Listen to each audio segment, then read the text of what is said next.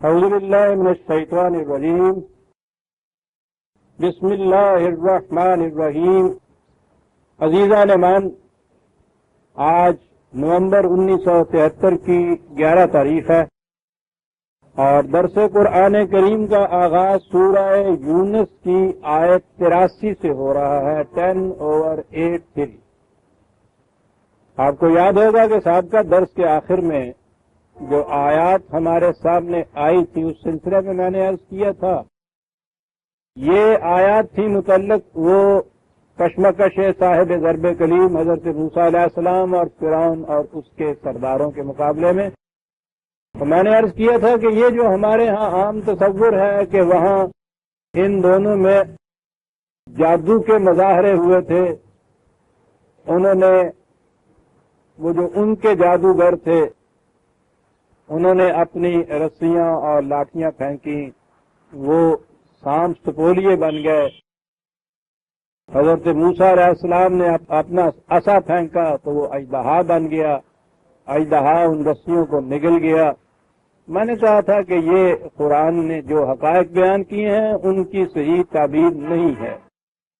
یہ اسرائیلیات جسے کہتے ہیں، تورات کے بیان، یہودیوں کے لٹریچر میں جو کچھ آیا ہے، یہ وہی چیزیں ہیں جو ہمارے ہاں بھی متوارث چلی آ رہی ہیں، اور اس میں سب سے بڑی مشکل یہ ہے کہ ان چیزوں کو ہمارے ہاں پیش کیا گیا ہے گویا کہ خود نبی اکرم صلی اللہ علیہ وسلم نے ان آیات کی یہ تفسیر بیان فرمائی ہو۔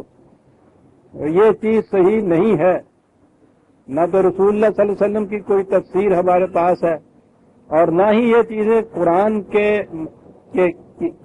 نص تعلیم کے ساتھ کچھ لگا کھاتی ہیں۔ اور پھر آخری آیت تو جو ہمارے سامنے آئی تھی، قرآن نے کہا تھا کہ وَيُحِقُّ اللَّهُ الْحَقَّ بِكَلِمَاتِهِ وَلَوْ كَرِهَ الْمُجْرِمُونَ۔ یہ نظر آتا ہے کہ وہ ان لوگوں کو کہ جو اس طرح سے ظلم اور زیادتی کرتی تھی یہ قوم، ان قوم کو کچھ روکنے کی بات ہے، کچھ ایسا پروگرام ہے کہ جو ان کو ناگوار گزرے، تو سیدھی سی بات ہے کہ ظلم اور استبداد اور استحصال اور ایکسپلائٹیشن کی جو قوم اتری ہوئی ہو اس کو تو کچھ اس کے مقابل میں ایسا ایک نظام قائم کیا جائے، قوت اس کے سامنے کھڑی کی جائے، اس سے وہ روک ہوتی ہے۔ اور پھر قرآن نے یہ کہا تھا کہ وہ حق کو اسٹیبلش کرنا چاہتا تھا خدا بکلمات ہی، اپنے قوانین کے ذریعے سے۔ یہ بڑی چیز ہے جو قرآن نے کہی ہے، وہ اس کے ذریعے سے حق کو اسٹیبلش کرنا چاہتا تھا، اور ہم اس کی تفسیر میں وہ کہتا ہے کہ ہم قانون کی روح سے اسٹیبلش کرنا چاہتے تھے، حق کو متمکن کرنا چاہتے تھے، اور ہم اس کی تعبیر کہتے ہیں کہ ایک خلاف قانون ایک روش اختیار کی گئی، وہ جسے آپ جادو کے ذریعے سے ایسا کا اژدہا بن جانا اور رسیوں کا سپولیہ بن جانا ہے، وہ تو قانون کے مطابق نہیں، وہ تو قانون کے خلاف ہے۔ تو وہ کہتا ہے ہم اپنے قانون کے ذریعے سے حق کو اسٹیبلش کرنا چاہتے تھے۔ ہم کہتے ہیں کہ خلاف قانون، خلاف فطرت، خارق فطرت کوئی چیزیں وہاں لائی گئی اور اس کے ذریعے سے حق کو اسٹیبلش کیا۔ اور میں نے پھر آگے عرض کیا تھا کہ اس کے بعد جو یہ چیز کہی جاتی ہے کہ صاحب وہ یہ آخری ایک، اسے تدبیر کہیے، حربہ کہنا شاید گستاخی سمجھی جائے، یہ آخری تدبیر ہے جو ہمارے ہاں کہی جاتی ہے کہ پھر انبیاء کرام ایک معجزہ دکھاتے تھے۔ تو معجزے کے بعد تو ہونا چاہیے کہ وہ جتنی پوری کی پوری قوم ناظرین وہاں کی ہوں وہ سارے جھک رہے ہیں۔ اس کے بعد تو معجزہ کہتے ہی وہ ہے کہ عاجز آ جائے اگلا، اس کے بعد تو ان سب کو ہی مان لے آنا چاہیے نا، اتنی بڑی چیز جو۔ اور جتنی تاریخ ہمارے پاس انبیاء کرام اور ان اقوام کی آتی ہے جن کے متعلق ہم یہ ذہن میں سمجھتے ہیں اور کہتے چلے آ رہے ہیں کہ انہوں نے انہیں معجزے دکھائے، وہ قومیں ویسی کی ویسی کافر رہتی۔ یعنی یہ آخری تدبیر بھی جو ہے، یہ ضرب آخر جسے کہا جا سکتا ہے کہ خارق فطرت ایک طریق اڈاپٹ کر کے اس کے ذریعے سے انہیں مجبور کیا جائے ایمان لائیں، تو وہ ایمان تو پھر بھی نہ لائیں۔ قرآن خود بتاتا ہے کہ وہ ویسی کی ویسی رہیں۔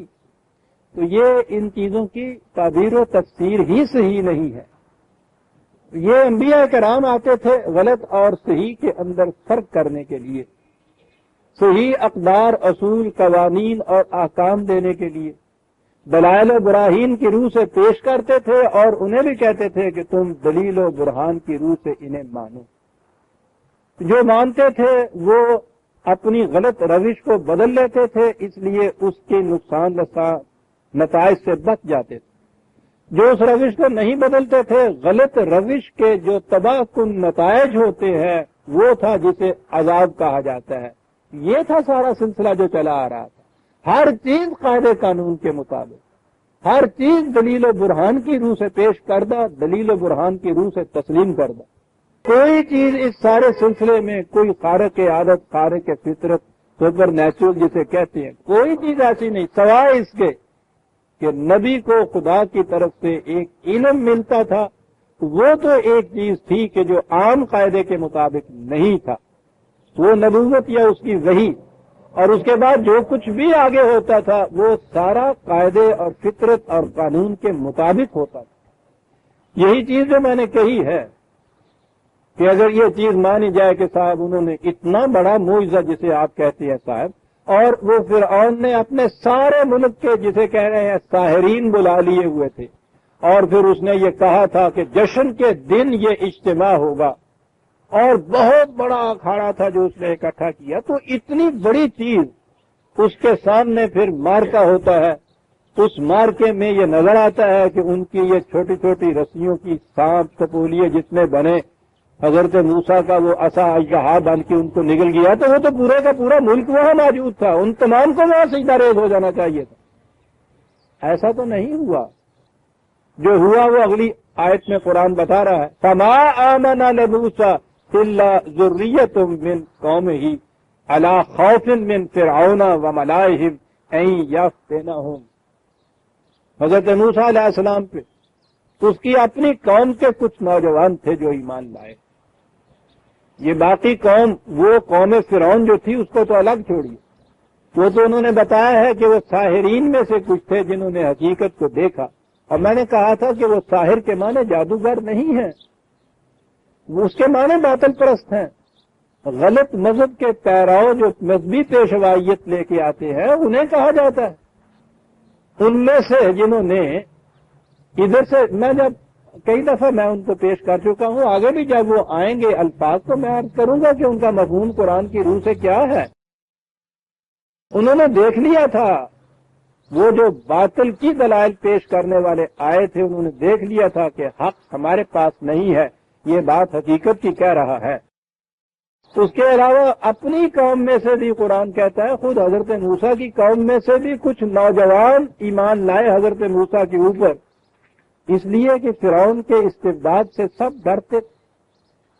انہیں خوف تھا کہ اگر ہم نے اس طرح سے موسیٰ پر ایمان لے آئے تو ہمیں یہ تختہ مشق بنا دے گا، ہم پہ ظلم و ستم کی کوئی انتہا نہیں رہے گی۔ وہ اس لیے اگلی آیت کے اگلے حصے میں بتایا ہے کہ وہ ڈرتے تھے، وَإِنَّ فِرْعَوْنَ لَعَالٍ فِي الْأَرْضِ وَإِنَّهُ لَمِنَ الْمُسْرِفِينَ۔ وہ بڑا ہی سرکش تھا ملک کے اندر، اور وہ اپنے مخالفین کو سے انتقام لینے میں حدود فراموش واقع ہوا تھا۔ مصرفین کا عجیب لفظ یہاں آیا ہے، وہ حد و نہایت ہی نہیں کوئی دیکھتا تھا، انتہا تک چلا جاتا تھا۔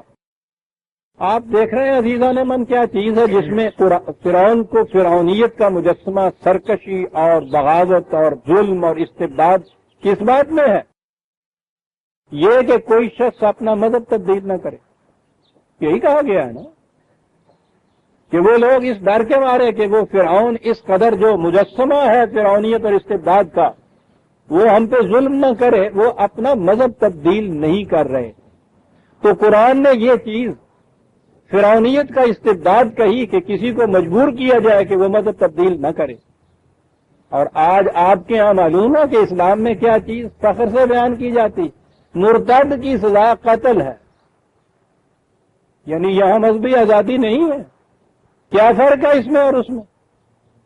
وہ بھی تو یہی کہتا تھا نا کہ جس مذہب کے اوپر تم ہو اسے تبدیل نہیں کر سکتے، تبدیل کرنے والوں کے بعد جو کچھ اس کے ساتھ وہ کرتا تھا، قرآن نے یہ کہا ہے کہ وہ اتنے سخت مظالم تھے کہ اس کی ڈر کی وجہ سے لوگ ایمان نہیں لا رہے تھے۔ بڑا ہی مستبد اور ظالم تھا، حدود فراموش تھا۔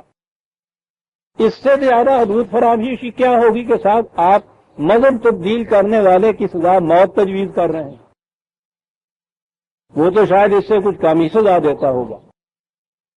آپ غور کرتے ہیں قرآن جس کو یہ کہتے ہیں کہ صاحب کہاں ہے یہ مذہبی آزادی، اور کہاں قرآن نے یہ کہا ہے کہ یہ تبدیلی مذہب جو ہے اس کے خلاف کچھ ایکشن لینا یہ ظلم ہے؟ دیکھیے تو صحیح قرآن کے الفاظ میں کہتا ہے، کہاں کہا ہے اس چیز کا کہ فرعون جو تھا بڑا ہی سرکش تھا، بڑا ظالم تھا، بڑا مستبد تھا؟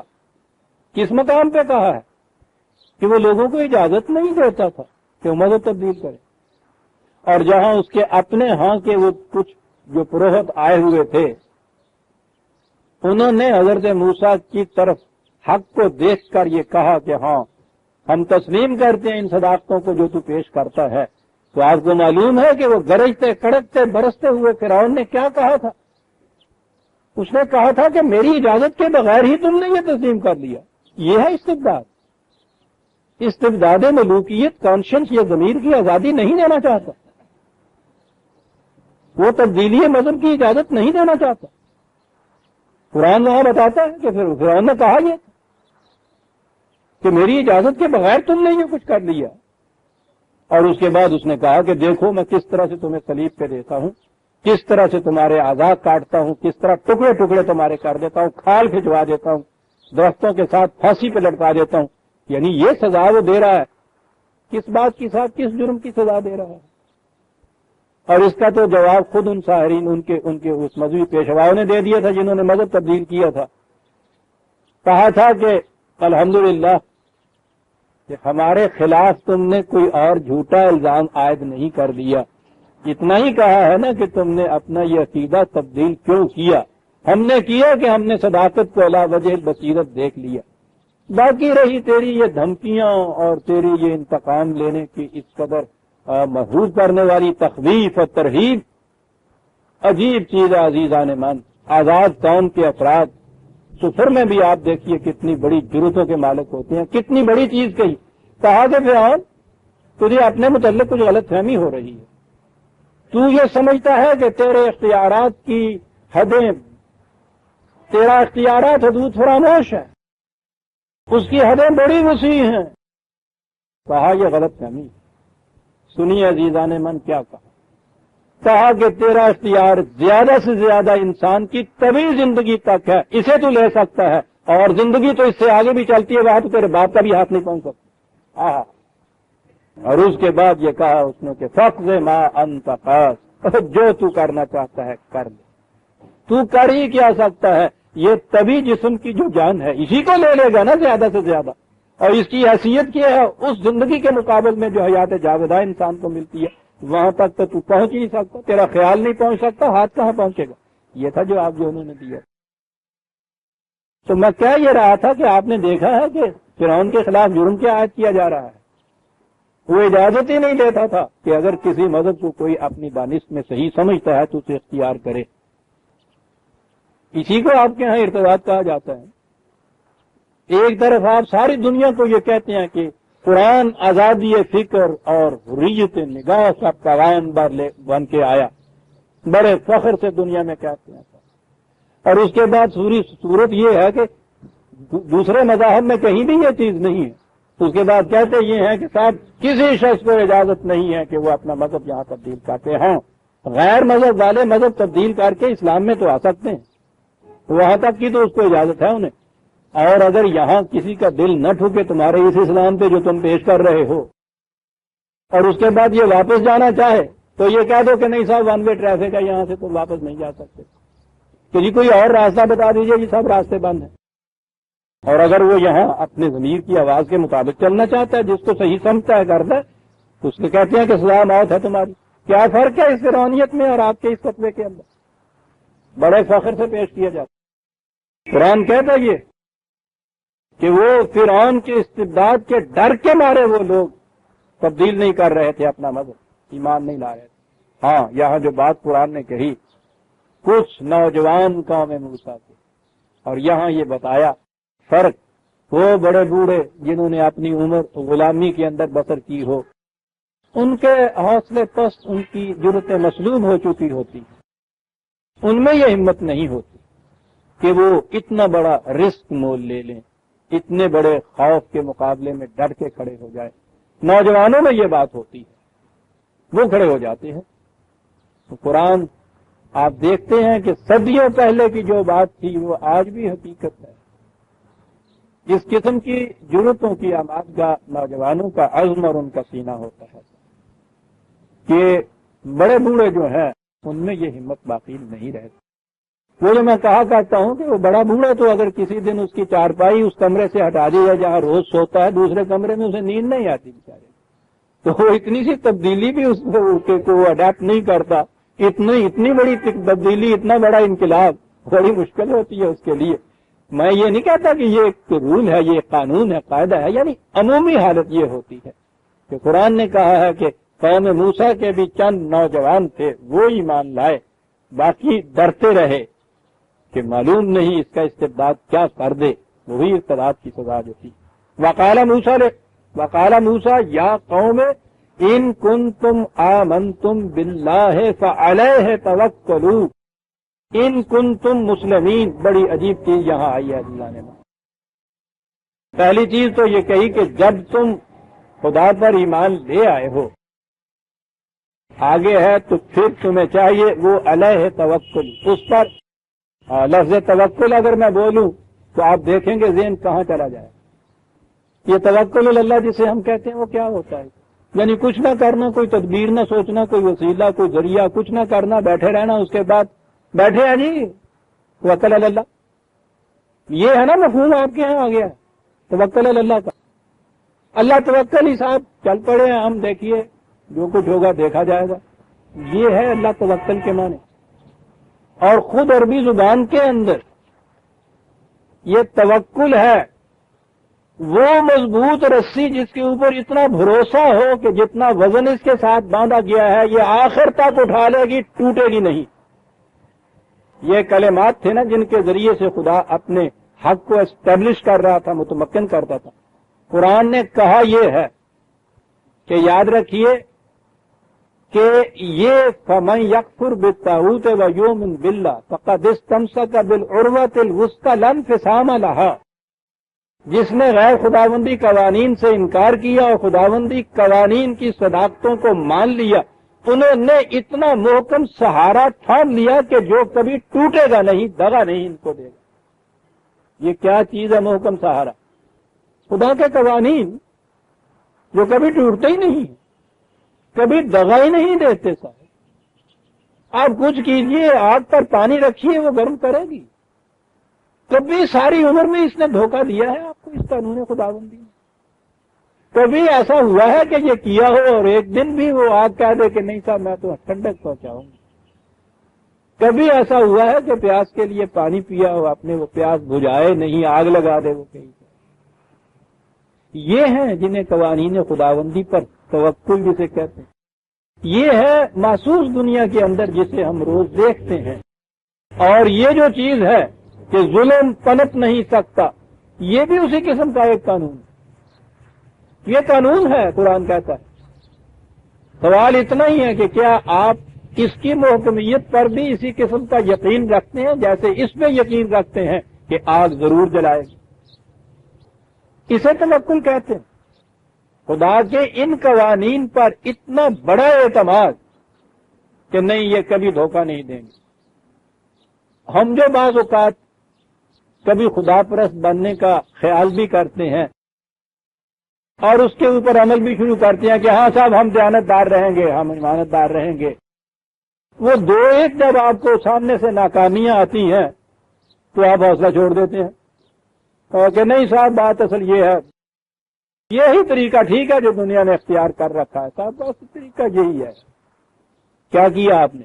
آپ نے کہہ دیا کہ میں نے جو پہلے دن کہا تھا کہ خدا کا یہ قانون جو وہ قابل اعتماد ہے، وہ حقیقی ہے، یقینی ہے، 4 ہی قدم کے بعد آپ نے کہہ دیا کہ نہیں غلط ہے۔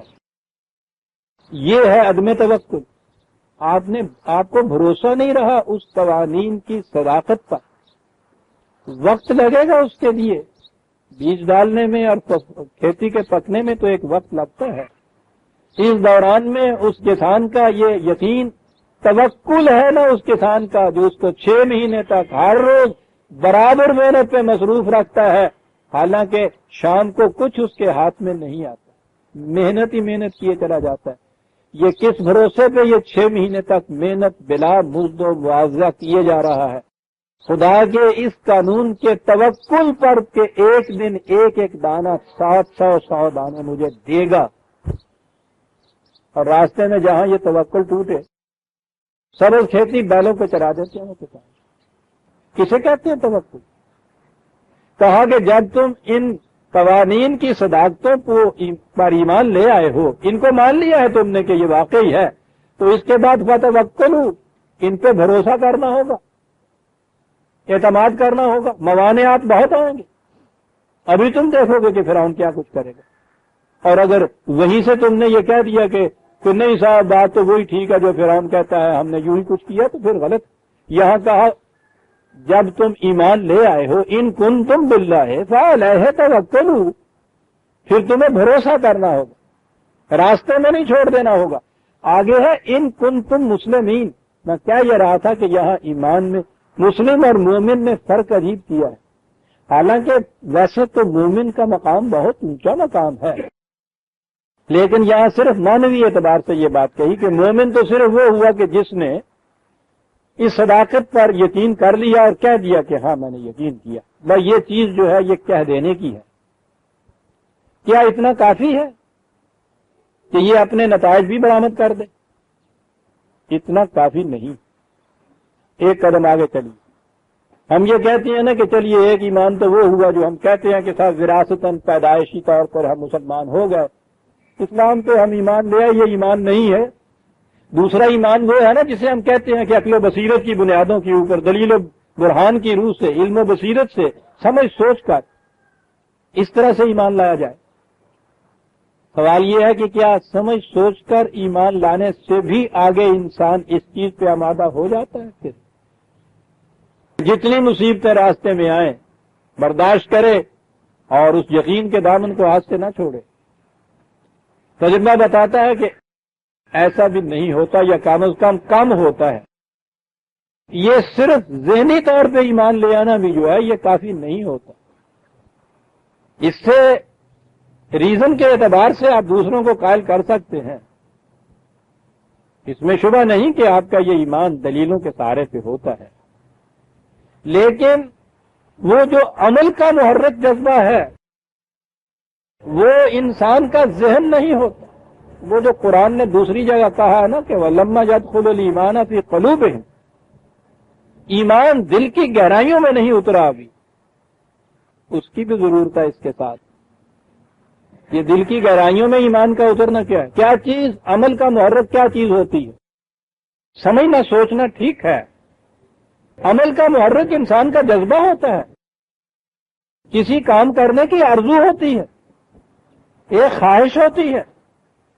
یہ خواہش صرف دلیل اور برہان کی پیدا کردہ چیز نہیں ہے۔ آرزو اور مدعا اور مقصد جو ہے اس کا تعلق انسان کے جذبات سے ہے۔ آپ جانتے ہیں کہ پانی پیاس بجھاتا ہے، بالکل علی وجہ البصیرت آپ اس کو جانتے ہیں، اس میں کوئی شبہ نہیں ہے۔ پانی پینے کے لیے اٹھتے نہیں ہیں، اٹھتے اس وقت ہے جب اندر سے پیاس لگتی ہے، آپ پھر اٹھتے ہیں، اور اس کے بعد جب پیاس کی شدت بڑھتی چلی جاتی ہے تو اس کے بعد کتنی موانع کیوں نہ ہو پانی کے اور آپ کے درمیان، ان کو آپ ہٹاتے چلے جاتے ہیں۔ کتنی مصیبتیں بعض اوقات اٹھانی پڑتی ہیں ایک پچر ایک مٹکی پانی کے لیے۔ یہ کس بات کے لیے؟ یہ نہیں تھا کہ آپ نے ذہنی طور پر یہ سمجھ لیا تھا، انٹلیکچولی آپ سیٹسفائی ہو گئے تھے کہ ہاں پانی پیاس بجھاتا ہے، اتنی سی بات نہیں۔ اس کے بعد پانی کے لیے آپ اٹھے اس وقت ہیں جب اندر سے پانی کا تقاضا ہوا ہے۔ آپ یہ تقاضا بڑی ضروری تھی۔ یہ ہے وہ جو عمل کا محرک بنتا ہے، صرف سمجھ لینا نہیں عزیزان من۔ اسی لیے ضروری نہیں ہے کہ ایک فلاسفر جو ہے وہ پھر اس قسم کا مرد غازی اور مرد مجاہد بھی بن جائے۔ وہ بن جائے تو کیا کہنے ہیں، لیکن یہ ضروری نہیں۔ خالی ذہن کا اطمینان انسان کو آمادہ بعمل نہیں کر سکتا.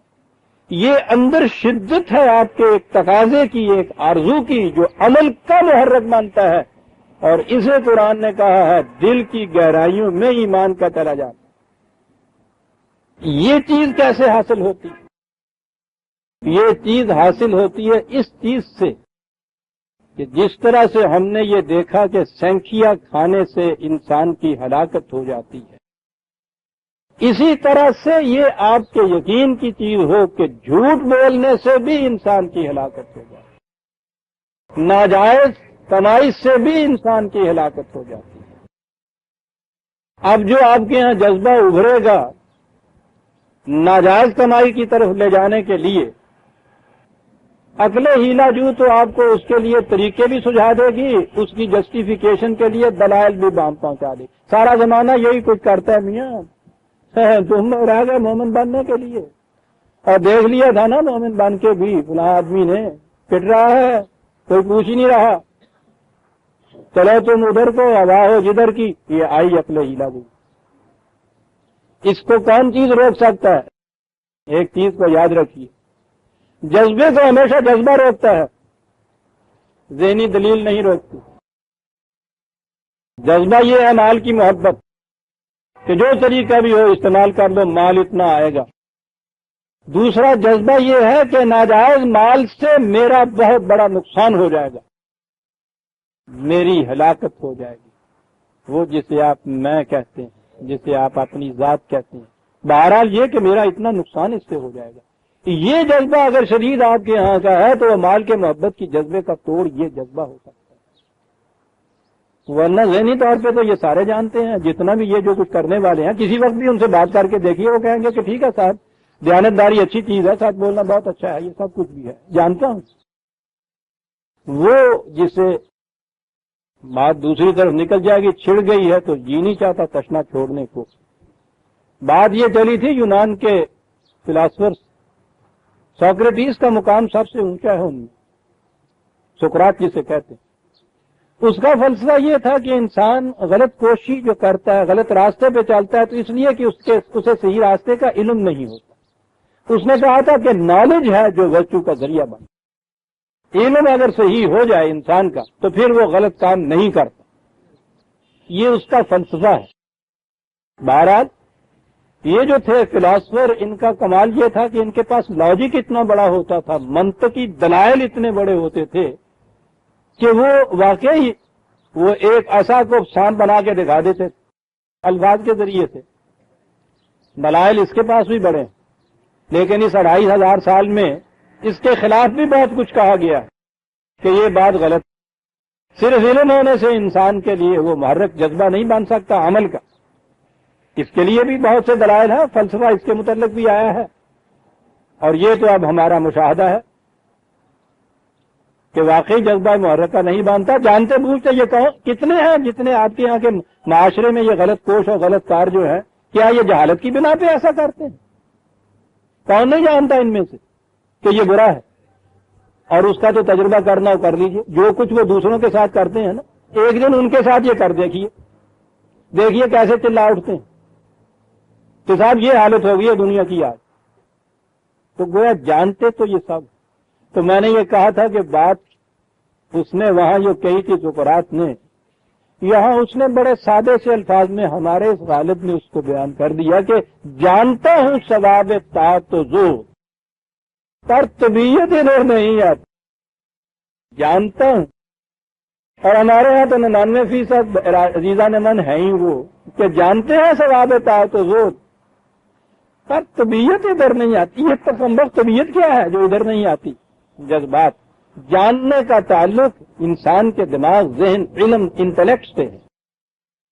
ادھر آنے کے لیے جو اس نے کہا طبیعت، یہ انسان کا جذبہ ہے. جذبات، قرآن انسان کے جذبات کا رخ موڑ دیتا ہے. جاننا نہایت ضروری ہے. پہلی چیز جاننا ضروری ہے کہ سینکیا ہے یہ اور یہ مصری ہے. اس کا تعلق خالص علم سے ہے، جذبات سے نہیں ہے. یہ نہایت ضروری ہے کہ آپ دونوں میں فرق کریں. اگلی چیز جو یہ ہے ایک جذبہ محرکہ وہ آتا ہے، وہ کہتا ہے کہ نہیں صاحب مجھے اب خودکشی کر لینی چاہیے، وہ جانتا ہے خودکشی کے لیے سینکیا مفید ہوتا ہے، وہ اسے کاٹ لیتا ہے، جذبہ یہ ذہن کی بات نہیں۔ دوسرا کہتا ہے کہ نہیں مجھے تو ہلاکت سے بچنا ہے، جان کی حفاظت کرنی ہے، سینکیا کی پڑیا نہیں کھائے گا۔ یہ جو دوسری چیز ہے نا، یہ ہے جسے آپ کہتے ہیں محرک جذبہ کو۔ یہاں جو قرآن نے دو لفظ کہے ہیں، اس بات کو تو پھیلانے سے بہت پھیلایا جا سکتا، بڑی اہم چیز ہے یہ۔ یہاں قرآن نے جو کہا ہے نا، پہلا حصہ جو ہے ان کنتم آمنتم باللہ، اب جب کہ تم ان صداقتوں کا اقرار کر چکے ہو تو پھر تمہیں ان کے اوپر پورا بھروسہ کر کے جم کے کھڑے ہونا ہوگا۔ ان کنتم مسلمین، ایک ہی آیت میں 2 دفعہ ان کنتم آیا۔ اگر تم واقعی ان کے سامنے پھر جھکتے ہو تو پہلا جو آمنتم ہے وہ ہے اقرار صرف، اور اقرار تو قرآن اسی کو اقرار مانتا ہے جو انسان قلب اپنے ذہنی بصیرت علم فہم کے پورے اطمینان کے بعد اقرار کرے۔ یہ اقرار اس طرح سے تھا، لیکن آگے ایک اور شرط کہ ان کے اوپر پورا بھروسہ رکھو، اگر واقعی تم پھر اب ان کے سامنے جھکتے بھی ہو تو۔ یہ جو ہے نا سامنے جھکنا، یہ ہے جہاں جذبات جھک جاتے ہیں، صحیح جذبات کے سامنے غلط جذبات کو جھکانا پڑتا ہے۔ یہ وہ چیز جو حضور نبی اکرم صلی اللہ علیہ وسلم نے وہ اپنے ایک فکرے میں کہا ہوا ہے، کئی دفعہ دہرا چکا ہوں، جو حضور نے فرمایا تھا کہ ہر شخص کا اپنا اپنا ابلیس ہوتا ہے۔ صحابہ نے پوچھا تھا کہ حضور کیا آپ کا بھی ابلیس ہے؟ کہنے لگے ہاں میرا بھی ابلیس ہے، لیکن میں نے اسے مسلمان کر لیا۔ بڑی عجیب چیز ہے عزیزان ایمان، یہ ابلیس ہے جسے آپ جذبات کہتے ہیں۔ جب آپ اسے بے باک چھوڑ دیتے ہیں تو آپ کو یہ غلط راستوں پہ لے جاتا ہے، جن کا نتیجہ مایوسی ہوتا ہے، ابلیس کے معنی مایوس۔ اور جب آپ اسے مسلمان کر لیتے ہیں تو یہی جذبات آپ کے لیے، وہ جو جذبہ ہے آپ کو، وہ پہلا جذبہ جو تھا وہ اپنی جان کی حفاظت کے لیے پھر وہ کچھ آپ سے کراتا ہے کہ جس پہ حیا ماتم کرے، شرم ڈوب کر مر جائے۔ وہی جذبہ جو ہے آپ کا پھر اس پہ آمادہ کرتا ہے کہ آپ ہنستے کھیلتے ہوئے میدان جنگ میں جان دے دیں۔ یہاں جو کہا ہے نا کہ جب تم اقرار کر چکے ہو کہ یہ صداقت ہے، پھر اس پر جم کے کھڑا ہونا، اور اسی صورت میں ہو سکتا ہے ان کنتم مسلمین، جب تم پھر یہ دل کی گہرائیوں سے اس کے سامنے جھک جاؤ۔ تو یہ 2 چیزیں ضروری ہوئی، بلکہ 3 عزیزان ایمان، جیسے میں نے کہا تھا۔ ایک تو یہ کہ محض مسلمان کے گھر میں پیدا ہو جانے سے یاد رکھیے مسلمان نہیں ہوتا انسان، مسلمان قوم کا فرد تو وہ بن جاتا ہے، اس کو سمجھ لیجیے گا۔ شمار قومی اعتبار سے مسلمان کی قوم میں ہوگا، کفار کی قوم میں نہیں ہوگا، لیکن ایمان ایک چیز ہے جو خود ایک چیز عمل ہے، وہ کرنا ہوتا ہے کچھ، یعنی عقل و فکر کی روح سے ان صداقتوں کو صحیح ماننا۔ اگر آپ ان کو صحیح ماننے کے قابل ہو جائیں تو پھر آپ مومن ہیں، ورنہ نہیں۔ یہ صرف مان لینا ہوگا، یہ بھی عمل کے لیے کافی نہیں ہے۔ عمل کے لیے اگلی چیز یہ ہے کہ آپ کے جذبات اس کے تابع آ جائیں، ابلیس مسلمان ہو جائے گا۔ تو یہ کہا کہ ان کنتم مسلمین، اقرار تو تم نے کر لیا ہے، اور اگر واقعی اپنے جذبات کو اس کے تابع رکھنا چاہتے ہو تو پھر فتوکلوا، بھروسہ کرنا ہوگا، اس لیے کہ راستے میں بڑی تکالیف آئیں گی، اور اگر ان تکلیفوں کا سامنا کرنے کے بعد آپ نے کسی وقت بھی کہہ دیا کہ نہیں صاحب اس پہ نہیں، یہ بات وہی ٹھیک تھی، تو پھر آج ہی یہ کچھ کیوں مصیبت سے ہڑتے ہیں آپ؟ اس کا ختم کیجئے۔ فقالوا علی اللہ توکلنا، کیا بات، وہ نوجوان طبقہ جو قوم کا ہے، یہ اس کی باتیں ہو رہی ہیں۔ انہوں نے کہا کیا کہا آپ نے؟ انہوں نے جواب دیا کہ جب ہم نے اقرار کیا ہے تو دل کی گہرائیوں سے اقرار کیا ہے، علی اللہ توکلنا، ہم خدا کے قوانین پہ پورا بھروسہ رکھیں گے۔ کبھی یہ واہمہ و شائبہ تک بھی دل میں نہیں گزرے گا کہ شاید ٹھیک ہو یا شاید نہ ہی ٹھیک ہو۔ یہ جو اس نے کہا ہے کہ حق جو ہے ہمیشہ آخر میں غالب آتا ہے، تو شاید نہ ہی ٹھیک ہو، کہا یہ کبھی نہیں ہوگا۔ توکل، ہم اس پہ کامل بھروسہ رکھتے ہیں.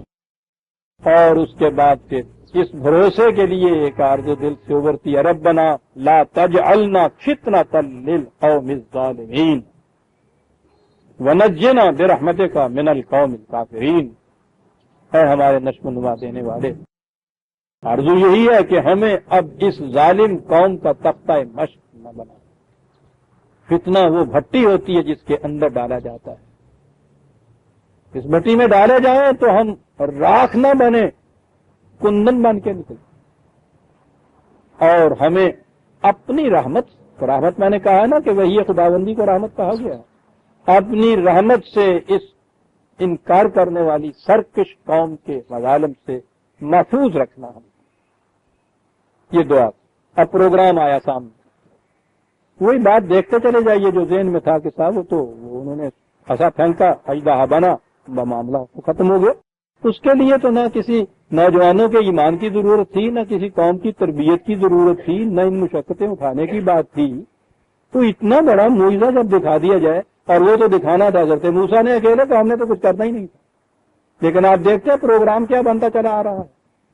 وہ ایمان لا رہے ہیں، اتنا بڑا یقین محکم پیدا ہو رہا ہے. وَأَوْحَيْنَا إِلَىٰ مُوسَىٰ وَأَخِيهِ أَن تَبَوَّآ لِقَوْمِكُمَا بِمِصْرَ بَيُوتًا. آپ کو معلوم ہے کہ یہ قوم بنی اسرائیل محکوم تھی فرعون کی، اور ان کے ملک مصر میں ایک اقلیت کی حیثیت سے رہتی تھی. یہاں سے اس قوم کے لیے ایک نئی مملکت، ایک نئی سرزمین، سینا کی وادیاں، یہ ان کے لیے حاصل کر کے وہاں ان کی اپنی آزاد مملکت قائم کرنی. وہاں مصر میں ابھی یہ تھے. یہ نہیں کہا گیا کہ اٹھو آگ لگا دو، توڑ دو، پھوڑ دو، پتھر مار دو، یہ کچھ کر دو، کچھ نہیں. قوموں میں انقلاب عزیزان من فکری انقلاب سے ہوتا ہے، نفسیاتی انقلاب سے تبدیلی پیدا ہوتی ہے. قرآن کا اصول تو آپ کے سامنے کہ کبھی کسی قوم کی حالت نہیں بدلتی تا وقت ہے کہ ان کی نفسیات میں تبدیلی نہ پیدا ہو، ان کی ذہنیتوں میں تبدیلی نہ پیدا ہو. میں نے کہا کرتا ہوں کہ ہماری نسل بھی بنی اسرائیل کی طرح تھی. ہم بھی ہندوستان میں اسی طرح سے اقلیت کی حیثیت میں رہتے تھے. ہم بھی وہاں محکوم ہو رہے تھے. وہاں پہلے انگریز کے محکوم تھے، پھر ہندو کے محکوم بننا تھا. وہی کیفیت وہاں ہے. پروگرام کیا دیا جا رہا ہے؟ کہا یہ جا رہا ہے کہ سرے دست تم نے اپنی قوم کو اسی ملک میں رکھنا ہے. غور کیجئے گا ان الفاظ پہ. یہیں بیٹھے رہو، جلدی نہ کرنا. ابھی قوم میں اتنی تربیت نہیں آئی. اب وہ جو حاکم قوم ہے وہ بھی مستبد اور ظالم قوم، ان کی بھی تو نگاہیں تھیں ان کے اوپر. کہا کہ یہ قوم ابھی اس کو برداشت نہیں کرے گی کہ تم اعلانیہ اس قسم کی اپنی حرکتیں شروع کر دو، سرگرمیاں شروع کر دیں سیاسی، کہ جب سے دبوچے جاؤ. کرو کیا؟ وَاجْعَلُوا بُيُوتَكُمْ قِبْلَةً، اپنے گھروں کو تربیتی مرکز بناؤ سکتے. اور بات ساری گھروں کی تربیتی مرکز سے شروع ہوتی ہے. عزیزان من عجیب چیزیں کہا جاتا ہے. کہنے کو تو داستان بنی اسرائیل بیان ہو رہی ہے. ابدی قوانین دیے جا رہے ہیں قوموں کے لیے کہ ان حالات میں اگر تم گر جاؤ، پھنس جاؤ، کبھی معصومیت کی کیفیت ہو، اقلیت کی کیفیت ہو، قوت اتنی ابھی تمہارے پاس نہیں ہے، تنظیم تمہارے پاس ابھی نہیں ہے کہ اٹھ کے یوں کھڑے ہو جاؤ، کیا کرو؟ وہی رہو، اپنے گھروں کو تربیتی مرکز بناؤ. آج بھی عزیزان من یہی حقیقت. جسے آپ معاشرہ کہتے ہیں وہ ہوتا کیا ہے؟ رات کو سیمنٹ کے گھروں میں آ جاتا ہے معاشرہ، اور صبح کو گھروں سے نکل کے بازاروں میں چلا جاتا ہے. یہی تو معاشرہ ہوتا ہے. معاشرہ خراب ہو گیا، کبھی نہیں سوچتے کہ ہمارے گھر کے اندر کی زندگی خراب ہو گئی. ہر گھر کے اندر کی زندگی اگر آپ صحیح کر لیں گے، صبح کے وقت آپ کا معاشرہ صحیح ہو. آپ سوچتے ہیں کہ گھروں کے اندر تو ہم تربیت اور تعلیم اور خیالات اور عقائد اور نظریات وہ کچھ پیش کریں، میاں باہر سے آ کے بیوی سے یہ کچھ ڈسکس کرے کہ میں نے آج وہ نوسر بازی کی اور اس کو یوں دھوکہ دیا اور وہاں رجسٹری بدلی، اس کو 10,000 روپیہ دیا، لے آیا جہاں 50,000 روپیہ کما کے سب کچھ. لڑکا ادھر سن رہا اور لڑکی ادھر سن رہی ہے. بیوی یہ کہے کہ میں کلب میں گئی تھی، تمہیں اس نے ایسے ہی نہیں دے دیا، تمہیں معلوم ہے کہ میں نے کیا کچھ کیا تھا، بیٹی ادھر سن رہی ہے. یہ بیٹا اور بیٹی صبح جو دروازہ کھول کے معاشرہ بنیں گے بازار میں جا کے، اس معاشرے کو پھر آپ گالیاں دے کے گھر میں بیٹھ، معاشرہ بڑا خراب ہوگا۔ ہم نے ہر چیز یوں فرض کر لی کہ جیسے مریخ سے کوئی اتر کے آ جاتا ہے۔ بات تو گھروں سے شروع ہوتی ہے۔ وَجَعَلُوا بُيُوتَكُمْ قِبْلَةً، عزیزان ایمان، جو قوم بھی چاہتی ہے کہ اپنے اندر اس قسم کی انقلابی تبدیلیاں پیدا کرے، انہیں سب سے پہلے اپنے گھر کی زندگی جو ہے وہ اس قالب میں ڈالنی چاہیے۔ اپنے گھروں کو قبلہ بناؤ۔ کیا بات ہے قرآن کی صاحب، کیا! جب یہ گھر جو ہے وہ اس طرح تربیت یافتہ ہوں گے تو پھر پوری قوم کا ایک قبلہ ہوگا، پھر پوری عالمگیر ملت کا ایک قبلہ ہوگا۔ لیکن اس ایک قبلہ واحد سے پہلے ہر گھر کو قبلہ بنانا۔ پھر قبلہ کے معنی بھی ہمارے ہم سامنے آ گئے۔ وہ ریلوے اسٹیشن پہ ایرو مارک کرنے کی چیز نہیں ہے، یہ وہ تو تربیتی مرکز کا نام ہے۔ تو گھر کیسے قبلہ بن رہے ہیں؟ گھروں کو قبلہ بناؤ اور کرو کیا؟ واقیم الصلاۃ۔ وہی ایک جامع فقرہ قرآن کا پورا پروگرام جس کے اندر آ جاتا ہے۔ پہلے انفرادی طور پر ایک ایک گھر کو قبلہ بنا کے وہاں قوانین خداوندی کا اتباع کرنا سیکھو، سکھاؤ۔ صلاۃ کے یہ معنی گھروں کے اندر پہلے یہ چیز شروع کرو۔ ماں باپ خود پہلے اس کے اوپر عمل کریں، ہر بات میں دیکھیں کہ قانون خداوندی کے پیچھے چلنا ہے۔ یہی تربیت بچوں کو دو وہاں۔ تو پھر میں کہوں کہ جب ہر گھر یہ کچھ کرنا شروع کر دے، صبح جب گھر کے دروازے کھلیں گے تو ایسے اس تکلف سے کہ گویا میں کدے کا در کھلا، یوں دروازے یہ کھلیں گے۔ واقعی الصلاۃ، یہ جو میں نے کہا ہے کہ یہ بڑا جامع پروگرام ہے صلاۃ کے قیام کا۔ آپ کو پتا قرآن نے آگے کیا کہا ہے؟ بات تو اتنی سی کہی ہے۔ اگر اتنی بات کی جائے کہ ہاں صاحب گھروں کے اندر بیٹھ کے نماز پڑھ لیا کرو، اور آگے پھر کیا ہوگا؟ وَبَشِّرِ الْمُؤْمِنِينَ، اور یہ کرو اور ان کو ان مایوسیوں کی اور محکومیوں کی حالات میں خوشخبری دے دو آنے والے انقلاب کی۔ بشر المومنین، یہاں لاکھوں ہزاروں کروڑوں انسان گھروں کے اندر نہیں، مسجدوں کے اندر بیٹھ کے اپنے تصور کے مطابق اقامت صلاۃ کرتے چلے آ رہے ہیں۔ 10 لاکھ آدمی کعبے کے قبلے میں جا کے وہاں نمازیں پڑھتا ہے، کہتے ہیں وہاں کام ہی اور کوئی نہیں ہوتا، دن رات وہاں نمازیں ہی پڑھتے چلے جاتے ہیں۔ یہ سارا کچھ کرنے کے بعد میں پوچھتا ہوں کہ بشر المومنین کی بات آگے آتی ہے، روتے ہوئے جاتے ہو، روتے ہوئے آ جاتے ہو۔ وہاں بھی آپ رو کے گڑ گڑا کے دعائیں مانگ رہے ہو، رو رہا ہے مومن بیٹھا ہوا، 10 لاکھ مومن بیٹھا ہوا رو رہا ہے، روتا چلا جا رہا ہے۔ وہ کہتا ہے اقیم الصلاۃ وبشر المومنین۔ عزیزان ایمان، سجدے میں جاتے ہوئے اگر واقعی حالات کی نامساعدت سے آپ کی آنکھیں وہ نم ہیں، سجدہ تو وہ چیز انقلاب انگیز ہے کہ جب اٹھو تو بشارتیں آ رہی ہوں آپ کے اوپر آسمان کے فرشتوں۔ مومنین، صلاۃ یہ ہوتی ہے۔ لمبے چوڑے اجتماعات کی ضرورت کبھی نہیں ہے۔ حالات اگر ایسے مساعد نہیں ہیں، چھوٹے چھوٹے یونٹ بنا لو، گھروں کو قبلہ بنا لو، وہی آپ اقامت صلاۃ شروع کرو۔ میاں بیوی میں، بچوں میں یہ شروع کرو، بشر المومنین، بشارتیں آئیں گی۔ پروگرام ہے عزیزان مان، یہ کرو۔ اب وہ سوال ایک پیدا ہوا جو روز ہمارے دلوں میں پیدا ہوتا ہے، خوب ہے یہ داستان بنی اسرائیل۔ روز ہم یہ بات کہتے ہیں کہ صاحب یہ جتنے ظلم اور استبداد کرنے والے، جتنے ناجائز ذرائع اختیار کرنے والے تو روز بنتے چلے جاتے ہیں، صاحب مال اکٹھا ہو رہا ہے، دولت اکٹھی ہو رہی ہے، قوت، یہ سارا کچھ مل رہا ہے۔ اگر خدا واقعی عادل ہے، اگر خدا کے نزدیک یہ چیزیں غلط ہیں تو وہ پھر کیوں نہیں ایسا کرتا کہ ان کے سارے مال ضبط کر لو؟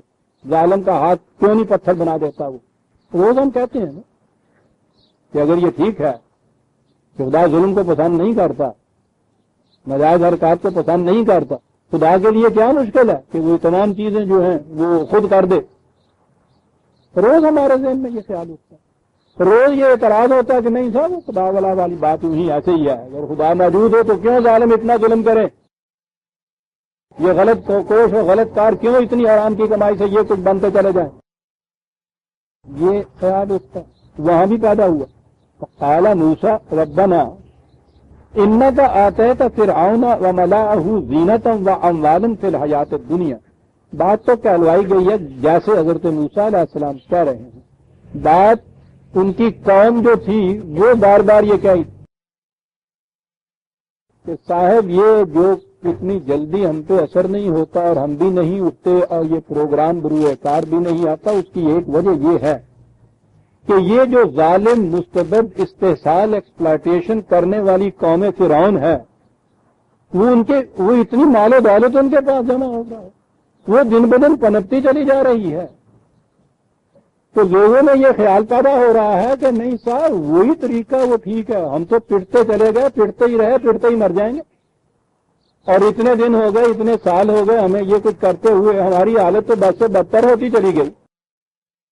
تو کہا یہ جو مال و دولت ان کو اس قدر زیادہ فراواں حاصل ہے، ربنا لیضلوا عن سبیلک کا اس کا نتیجہ یہ ہے کہ لوگوں کو ان کے صحیح راستے سے گمراہ کرتے ہیں۔ بڑی عجیب چیز ہے یہ۔ ایک طرف وہ دیانتدار دکاندار گھرا ہوا بیٹھا ہے ان بددیانتوں کے حلقے کے اندر، یہ پنپنے دیتے ہیں اسے، اور اس کی کیفیت یہ کہ وہ جو 4 پیسے کی پونجی اس کے پاس تھی، شاید بیوی کے زیور بیچ کے اس نے وہ دکان رکھی تھی، وہ دن بدن سرمایہ کام ہوتا چلا جاتا ہے، ساتھ کے ساتھ دوسرا دکاندار بیٹھا ہوا ہے جو 820 کرنے والا، اس کو وہ دیکھتا چلا جاتا ہے کہ وہ جائیداد پہ جائیداد بناتا چلا جاتا ہے۔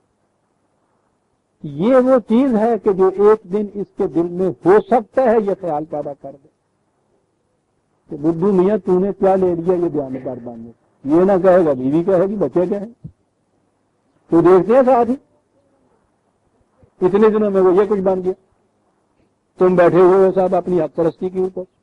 لیضلوا عن سبیلک کا عجیب بات کہی کہ ان کی یہ فراوانی سے مال و دولت، یہ کثرت جو ہے، یہ نتیجہ اس کا یہ ہے کہ یہ قوم اس کی وجہ سے گمراہ ہو رہی ہے۔ تو وہ قوم بھی تو ہماری طرح کی قوم محکوم تھی نا، کہ ہم تو کچھ نہ کریں، ربنا اطمس علی اموالہم واشدد علی قلوبہم فلا یؤمنوا حتی یروا العذاب العلیم۔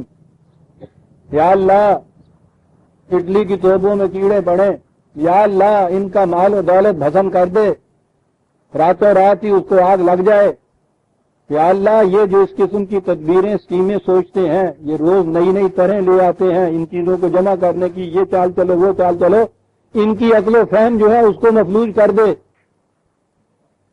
یہ چیز ہوئی نا کہ معصوم قوم کی یہ آرزو، یا اللہ تو یہ کر دے، اس لیے کہتے ہیں، دیکھیے کیا مزیدار بات ہے، وہ یا اللہ ہم اپنے لیے نہیں کچھ کہتے، یہ تجھ پر ایمان نہیں لائیں گے جب تک جو انہیں دی توڑی نہ لائیں گا۔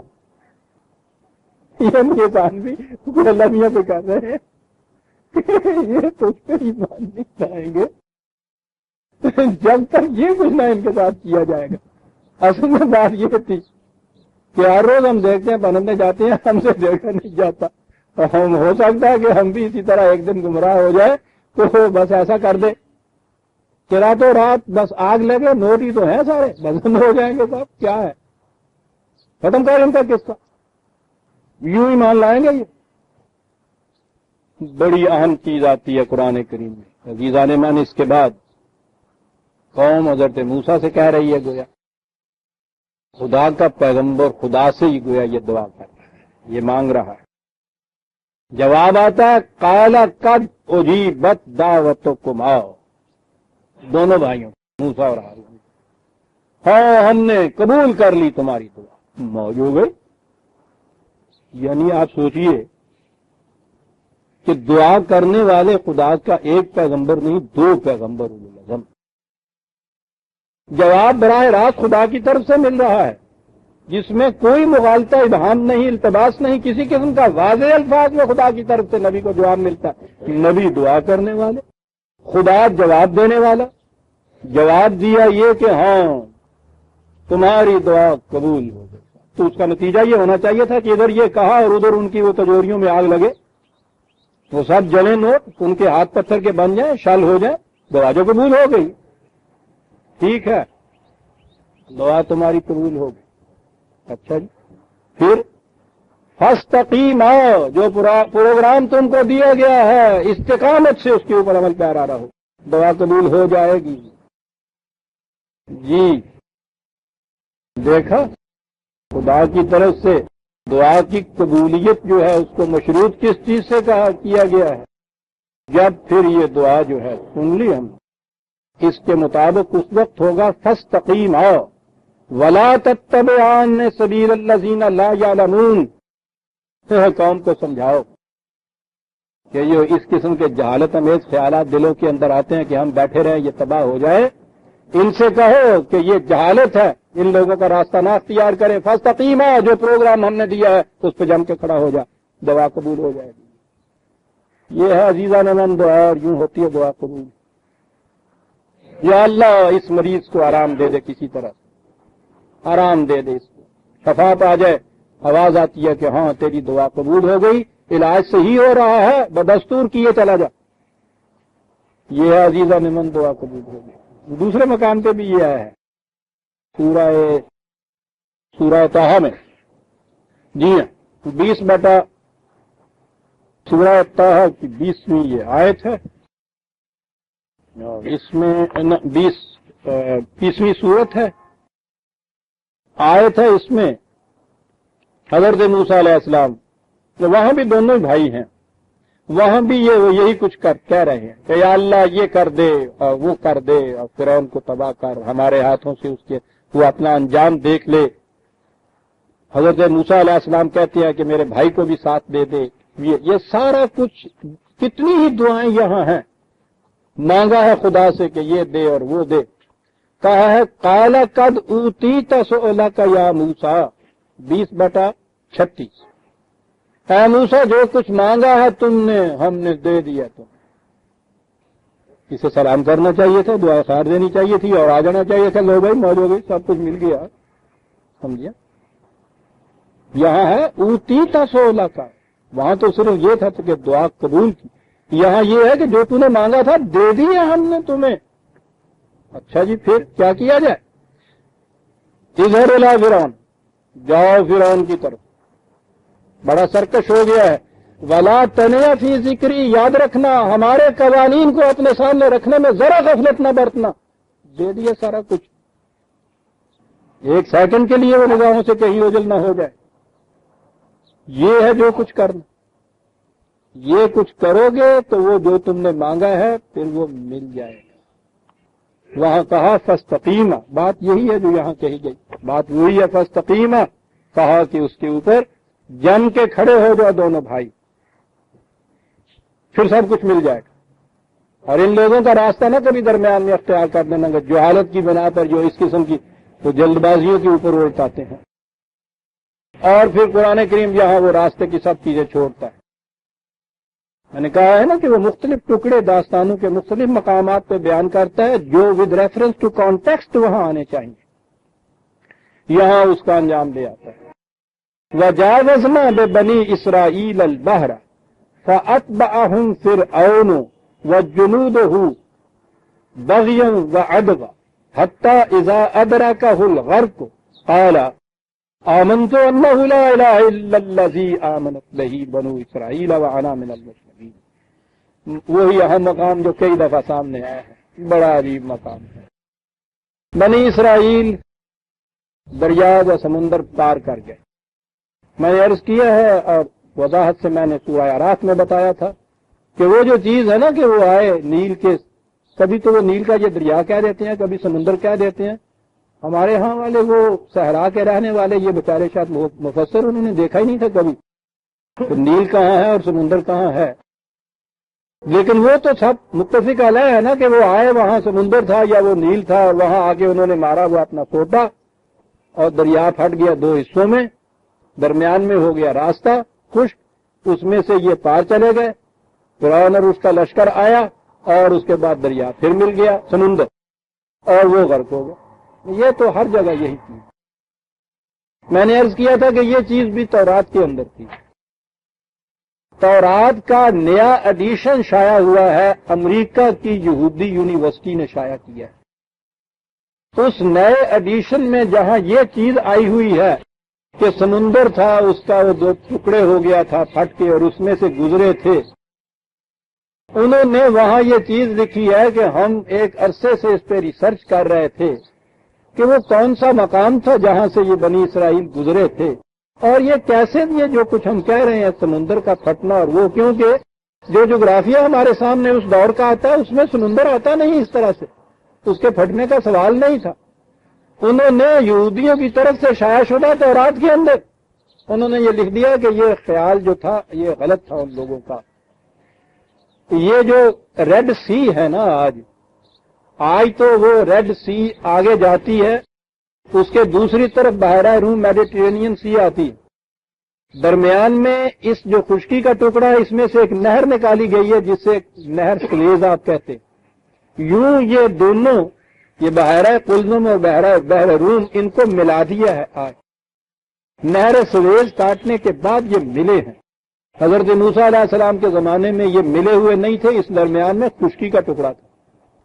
تو یہ جو ہے بحیرہ قلزم، یہ جہاں جا کے آگے خشکی کے ٹکڑے کے ساتھ ملتا تھا نا مصر کی سائیڈ میں، ظاہر ہے کہ وہاں اس قریب جا کے ساحل کے وہ سمندر بھی نہیں رہتا، وہ قریباً خشک ہو جاتا ہے. کراچی کے ساحل پہ بھی ہم لوگوں نے وہ دیکھا، یہ جب وہ اس کا سائڈ آتا ہے جوار بھاٹا مد جزر، جب اس کا مد ہوتا ہے تو پانی وہاں تک جاتا ہے اس کا، تو جب جزر ہوتا ہے تو پانی پیچھے کی طرف سمٹ جاتا ہے اور نیچے وہ ریت رہ جاتی ہے خشک.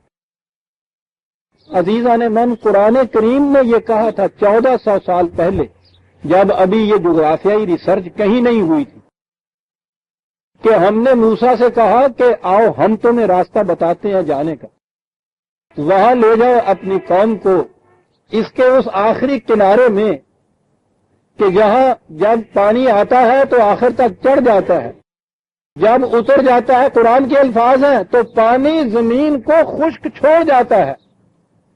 یبسا رہون، عربوں کے ہاں یہ رہون اس وقت کہتے ہیں جب کسی وقت پانی ہو کسی جگہ اور دوسرے وقت میں وہ خشک ہو جائے.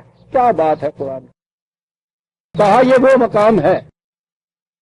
تو وہاں جا کے یہ دیکھو جس وقت پانی نیچے اترا ہوا ہو پار لے جاؤ. اتنی سی تو جگہ تھی اس زمانے کی. اور اس کے بعد جب یہ فرعون کے لشکر آئے، انہوں نے دیکھا کہ پانی اترا ہوا ہے، وہ گئے. سرکشی تو تھی ذہن میں، اور پھر جب آدمی دشمن کے پیچھے جاتا ہے تو ملٹری والے جانتے ہیں وہاں کون سوچتا ہے کھڑا ہو کے کہ کھائی ہے یا گڑا ہے اور نہیں کودنا. وہاں تو یہ سامنے دشمن ہوتا ہے اور اس کا اتباع کرنا ہوتا ہے. اور یہ انہیں پتا تھا کہ اگر یہی گھیر دیا تو اچھا ہے، آگے چلے گئے تو مشکل آ جائے گی. انہوں نے سر پر گھوڑے بڑھا دیے اور یہ نہ سوچا کہ وہاں اب ٹائڈ کا وقت آ گیا ہوا ہے اور ان کے وہاں جاتے جاتے وہ ٹائڈ آ گئے. انہوں نے کہا ہے کہ یہ قرآن یہ کہتا ہے.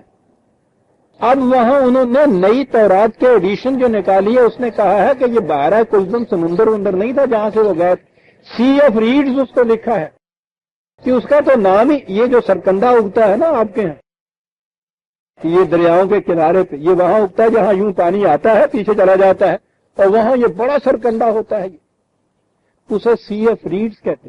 تو انہوں نے لکھا ہے کہ یہ سی آف ریڈز میں سے گزرے تھے. یہ ٹائڈ کا سارا سوال تھا. وہاں جب وہ پانی آتا تھا تو وہ سرکنڈوں کے اندر بہت چڑھ جاتا تھا، اوپر پیچھے چلا جاتا تھا تو اس کے بعد یہ رہون رہ جاتے تھے سرکنڈے اور خشک زمین رہ جاتی. یوں گزرے. قرآن کریم نے یہی کہا ہے اپنے آپ ہی. انہوں نے تو اپنی تورات کی تصحیح کر لی. ہمارے یہاں یہ تصحیح نہیں آج بھی ہو رہی. کہتے ہیں نہیں صاحب یہودی ہیں مسخ کر رہے ہیں آپ کے قرآن کو بھی. بالکل نہیں.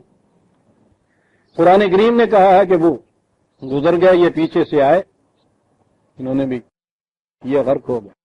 کہا ہے کہ فرعون نے جب موت کو سامنے دیکھا، عجیب چیز لایا ہے قرآن، کہ یوں تو اتنا بڑا سرکش، اتنی بڑی قوتوں کا مالک، اتنا جابر، اتنا مستبد نظر آتا ہے کہ فولاد کا بنا ہوا ہے. کہتے ہیں کیفیت یہ کہ موت سامنے آئی تو چلا اٹھا کہ موسیٰ میں ایمان لایا تیرے خدا کے اوپر، وہ بچا لے مجھ سے. کیسے ایمان لایا؟ موت کو سامنے دیکھ کے اس سے ڈر گئے. نظر یوں آتا ہے یعنی ہم آپ کہیں ہوتے یا کوئی پولیٹیکل لیڈر ہوتا اور الیکشن آنے والا ہوتا اور یہ وہ کہتا کہ ہاں صاحب ہم آپ کی پارٹی میں آتے ہیں صاحب، جب بھی والا لگا کے انہوں فرعون یہ کہہ رہا ہے کہ موسیٰ میں ایمان لایا تجھ پر اور بنی اسرائیل کے خدا کے اوپر ایسے مقام پہ. جواب کیا آتا ہے؟ آلانا اور لعنت ہے تجھ در کفر ہم پختہ نہیں زنار در رسوا مکن. موت کو دیکھ کے ڈر کے ایمان لے آئے، اسے ایمان کہتے ہیں، لعنت ہے تیرے اس ایمان کے. ایسے وقت میں اب ایمان لانے کے لیے فقد عصیت قبل، اس سے پیشتر اتنی سرکشی دکھایا کرتا تھا، اتنی بغاوت کے شعلے تیرے دماغ میں اٹھتے تھے. کیفیت یہ نکلی تمہاری ضرورتوں کی کہ موت سامنے آئی اور اس کے ڈر کے مارے کہتے ہو ایمان لایا میں. یہ ایمان ہے جس کو تم ایمان کہتے ہو؟ اعلان فقد عصیت قبل وکنت من المفسدین. ہر قسم کی سرکشی، فساد، بغاوت، استبداد، یہ کچھ تیرے سامنے نظر یوں آتا تھا کہ بڑے سے بڑی چیز بھی سامنے آئے گی تو مقابلہ کرے گا تو ڈر کے. کیفیت تیری یہ نکلی درمیان میں سے. ایسے ایمان پہ 1000 درجے تمہارا کفر ہوا. وہ یہ ایمان جو تم اس وقت لا رہے ہو ہماری بارگاہ میں قابل قبول نہیں ہو سکتا. اب ایمان لا رہے ہیں.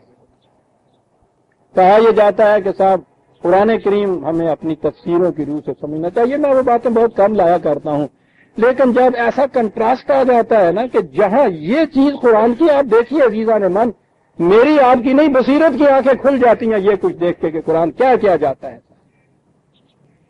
لیکن ہمارے ہاں کی تفاسیر جو مبنی ہے روایات کے اوپر، یعنی پھر وہی چیز کہا جاتا ہے کہ رسول اللہ صلی اللہ علیہ وسلم نے یہ چیز کہی تھی. معاذ تفسیر اٹھا کے دیکھیے، طبری ہو یا ابن کثیر کی تفسیر ہو، معتمد علیہ تفسیریں ہیں.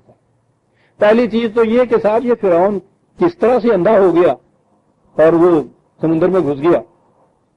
کہا فرعون کا گھوڑا جانتا تھا، نہیں جاتا تھا اندر. بتھیڑا ایڑ لگاتا تھا، نہیں جاتا تھا. اڑ گیا، گھوڑا نہیں ٹٹو ہونا، نہیں جاتا تھا. آسمان کے فرشتے دیکھ رہے کہ یہ ساری اسکیم ہی فیل ہو رہی ہے.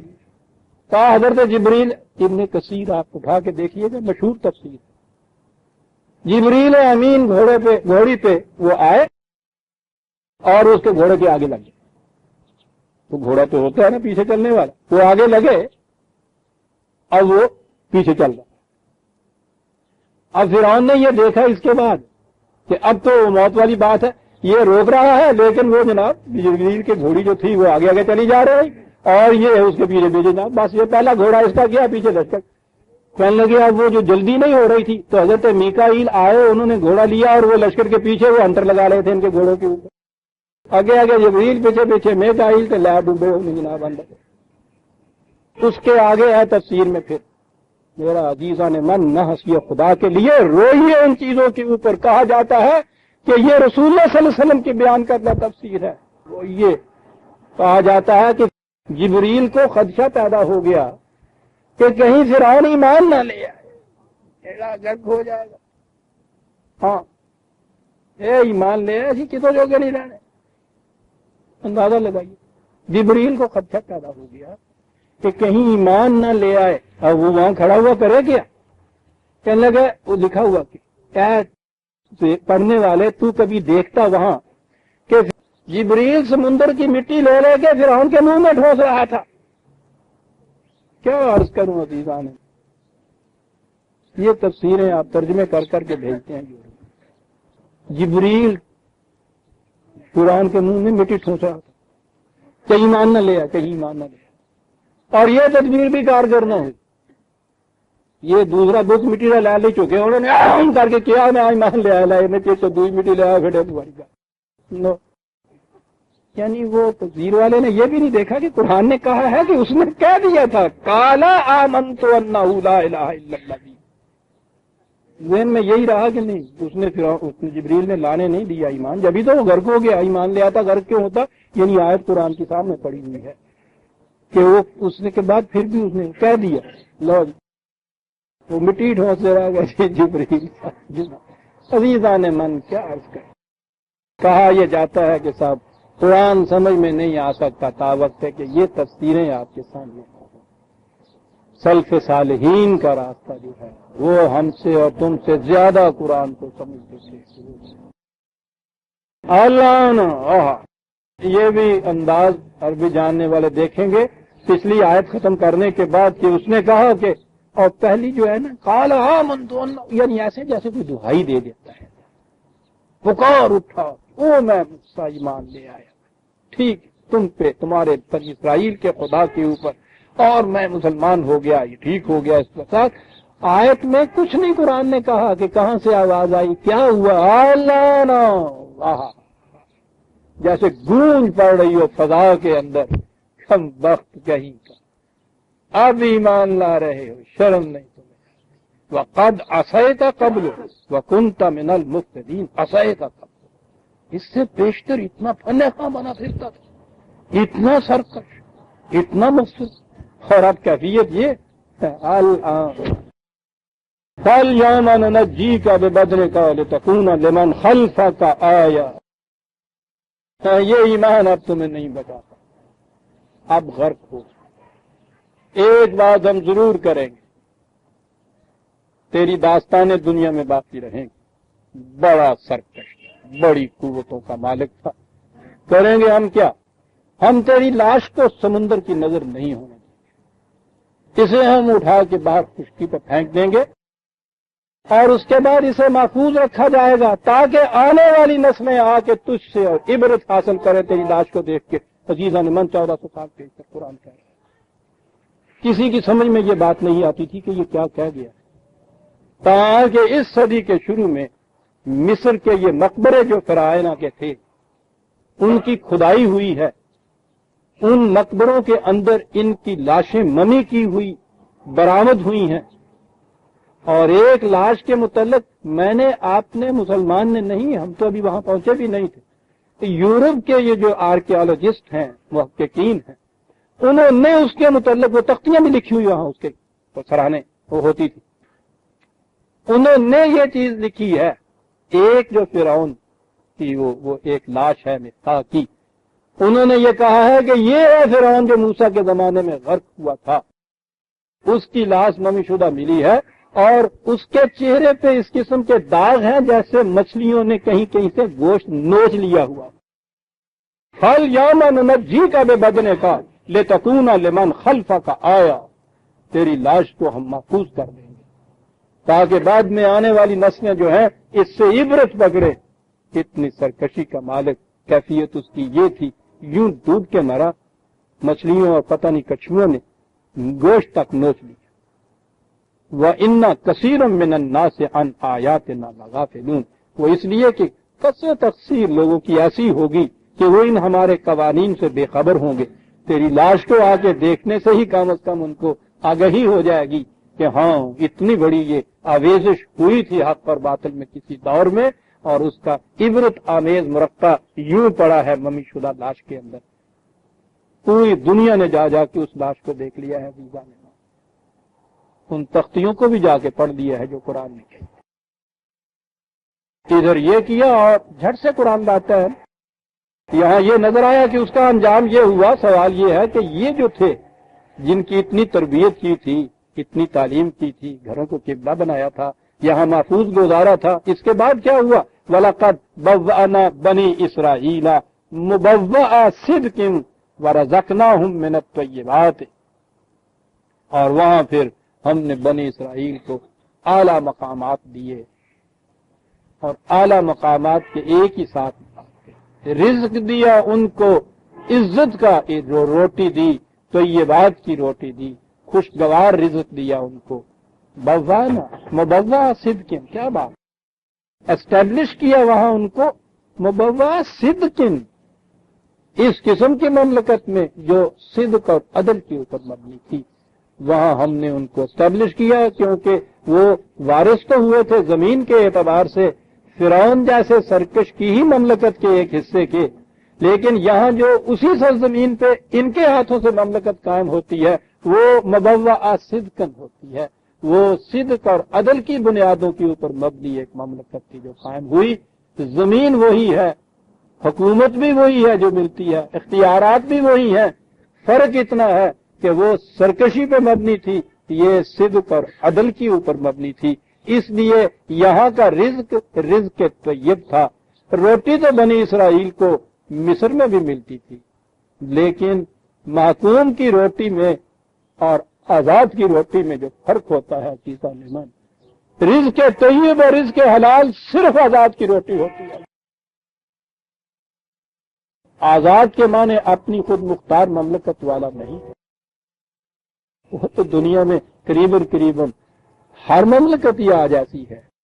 آزاد کے معنی ہوتے ہیں کہ جو انسانوں کے بنائے ہوئے قوانین سے آزاد ہو اور صرف خدا کے قوانین کے تابع زندگی بسر کر رہے، اس مملکت میں جو روٹی ملتی ہے وہ رزق حلال اور رزق طیب ہو، ورنہ جو بھی روٹی اس انداز سے ملتی ہے، ہی خدا نانے دہد جانے برا، یہاں روٹی دیں اور اس کے بدلے میں تمہاری جان نکال لیں۔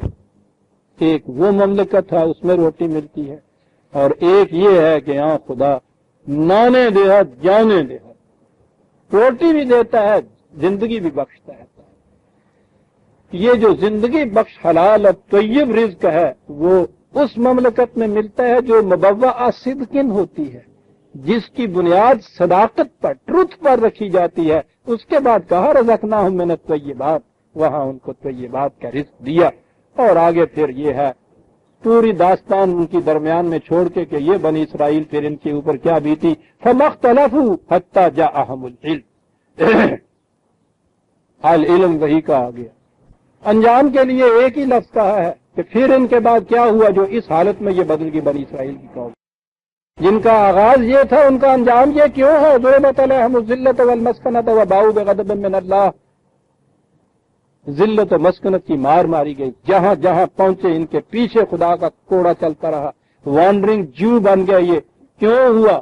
عزیزان من، جرائم کی فہرست تو بڑی طول طویل ہے، قرآن تو بعض اوقات ساری تفصیل کو سمٹا کے رکھ دیتا ہے ایک لفظ کے اندر، اور وہ بنیادی جرم کیا تھا جس کی وجہ سے یہ ہوا؟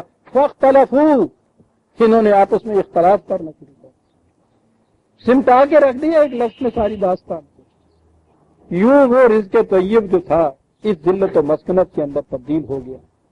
وہاں ایک قبلہ تھا سامنے، مرکوز نگاہ کہتے ہیں قبلے کو، نصب العین کہتے ہیں قبلے کو، ایک مسجد جس کے اوپر تمام قوم کی نگاہیں تھیں، 30 ملت، ہے کہ گوئی لا الہ، لا الہ کہنے والے، تجھے پتا ہے کہ امت یا ملت کس کو کہتے ہیں؟ قوم کی ڈیفینیشن کیا ہے؟ لا الہ کہنے والوں سے کہہ رہا ہے، عجیب شخص۔ 30 ملت ہے کہ گوئی لا الہ، سنیے عزیزان من ایک قسم، با ہزارہ چشم بودن یک نگاہ، لاکھوں آنکھیں لیکن نگاہ ایک، کسے ملت کہتے ہیں؟ یہاں ایک ایک آنکھ میں 10 نگاہیں ہیں ہمارے ہاں تو پتہ ہی نہیں کہ صبح کون سی نگاہ ہے، دوپہر کو کون سی نگاہ ہے، شام کو کون سی نگاہ ہے۔ وہاں لاکھوں کروڑوں با ہزاروں چشم بودن یک نگاہ، اور یہ یک نگہی ہے جسے عربی میں قبلہ کہتے ہیں، یک نگہی۔ کہا یہ کہ اس رزق طیب اور مبوّع صدقن وہ کیوں چھن گئے اس قوم سے، کیوں ذلیل ترین قوم ہو گئی وہ دنیا کی؟ فما اختلفوا حتی جاءہم، اب یہ چیزیں جن میں یہ اختلافات کرتے چلے آ رہے ہیں، بہرحال اس نے کہا کہ اب وہ دور آ رہا ہے نبی اکرم صلی اللہ علیہ وسلم کا دور، کہ جس میں پھر سے وہی حق جو حضرت موسیٰ اور انبیاء کرام کو ملا تھا اپنی اصلی شکل میں آئے گا، پھر اس کے ذریعے سے قومیں اٹھیں گی، مردوں میں زندگی پیدا ہوگی، اور اختلافات جو ہیں چھن کے سامنے آ جائیں گے، چھٹ کے سامنے آ جائیں گے۔ مذہب تھا اس سے پیشتر، مذہب میں اختلافات مٹنے کی کوئی شکل نہیں ہوتی۔ کل حزب بما لدیہم فرحون، وہ کہتا ہے ہر فرقہ ہر گروہ مگن ہوتا ہے کہ میں حق پہ ہوں، دوسرے باطل پہ، اونچی آمین کہنے والا بھی، نیچی آمین کہنے والا بھی، دونوں خوش نکل آتے ہیں مسجد سے کہ اللہ نے ہماری نماز قبول کر لی۔ اس اختلاف کو آپ دیکھتے ہیں کوئی نہیں مٹا سکتا۔ یہ اختلافات دین میں آ کے مٹتے ہیں جب ایک مرکز ہو، ایک قبلہ ہو، ایک قانون ہو، ایک آواز ہو، اس وقت یہ چیز ہوتی ہے۔ کہ خدا کے دین میں آمین یوں کہی جاتی ہے، اختلاف مٹ جاتا ہے۔ کہا کہ ان ربک یقضی بینہم یوم القیامۃ فیما کانوا فیہ یختلفون، ہمارے ہاں بھی عام اس کے معنی کرتے ہیں کہ قیامت کے دن پھر خدا ان کے اختلافات مٹا دے گا۔ تو وہاں مٹا دینے سے فائدہ کیا ہوگا؟ ان کے اختلافات کی وجہ سے تو انہیں جہنم میں بھیج دے گا، اور بعد انہیں سلیٹ ہو جائے گا۔ یعنی یہ چیزیں غور طلب ہوتی ہیں۔ تو اس لیے کہ ہم نے ایک جگہ جو لفظ قیامت کا دیکھا اور قیامت ہم نے سمجھ لیا کہ وہ مرنے کے بعد وہ جو آنے والی چیز ہے اسے کہتے ہیں۔ یہ نہیں سوچا کہ قرآن میں دیکھیں کہاں کہاں کن کن معنی میں یہ الفاظ استعمال ہوتے ہیں۔ القیامہ کیا ہے؟ اٹھنے کا مقام، حیات تازہ کا مقام، مردہ قوموں کے جی اٹھنے کے دن، ایک ایسا انقلاب کے جس میں انسانیت اپنے پاؤں پہ کھڑی ہو جائے۔ قرآن نے یہ کہا ہے یوم یقوم الناس لرب العالمین، گروہ اور پارٹیاں اور ایک ایک قوم نہیں، جب پوری انسانیت خدا کی ربوبیت عالمینی کے لیے اٹھ کے کھڑی ہو جائے گی، کہا وہ القیامہ ہے۔ اس کے تو معنی ہے کھڑے ہو جانا، اور پھر کھڑے ہو جانا جو ہے یہ آخر میں جو تے ہے نا، اس کے عربی جاننے والے جانتے ہیں، عجیب زبان ہے صاحب۔ یہ جب قیام کے معنی آپ تو جانتے ہیں نا، قیام تو ہم سمجھتے ہیں ہر ایک یہاں بھی ہوتا ہے، کھڑے ہو جاتا ہے، اور جب اسی کے ساتھ تے لگتی ہے قیامت ہے تو وہ ہو جاتی ہے ہمارے ہاں۔ حالانکہ زبان والے جانتے ہیں کہ اگر تو آہستہ آہستہ یوں کر کے اٹھا جائے، کھڑا بھی ہو جائے تو اسے تو وہ قیام ہی کہتے تھے، اور اگر جھٹکے سے یوں اٹھ کھڑا ہو تو اس کے ساتھ تے لگا دیتے تھے، اسے قیامت کہتے۔ یہ اٹھ کھڑا ہونا ہوتا ہے بائی ریولیوشن، پھر تفصیل سے بتاؤں گا۔ ریولیوشن بھی یہ مار دھاڑ والی پھوٹنے والی نہیں، اسے تو تخریب کہتے ہیں، فساد کہتے ہیں۔ تو یہ قیامت ہے مردہ قوموں کا جی اٹھنا۔ عرب جیسی مردہ قوم جو تھی اس کے جی اٹھنے کا وہ دور آ گیا تھا جس میں رسول اللہ تشریف لائے تھے۔ القائم تھے حضور، ان کو قیام دینے والے، ان میں قیامت برپا کرنے والے۔ یہ قیامت برپا ہونا، حشر برپا ہونا الفاظ تو ہمارے ہاں بھی استعمال ہوتے ہیں، لیکن یہ بس شاعری میں ہوتے ہیں، ہمارے حقائق کی دنیا میں نہیں ہوتے۔ کہا کہ یہ اب دور آ گیا ہے کہ جس میں یہ جی اٹھے گی، یہ قومیں ابھر آئیں گی، اور اب یہ اختلافات مٹ جائیں گے، پتہ چل جائے گا کہ مذہب کیا ہوتا ہے اور دین کیا ہوتا ہے، خدا کی وحی کیا کہتی ہے، انسانوں کا خود ساختہ دین کہاں گیا۔ سورہ یونس کی آیت 93 تک ہم آ گئے، اور 92 آیت سے 94 آیت سے ہم آئندہ لیں گے۔ ربنا تقبل منا انک انت السمیع العلیم۔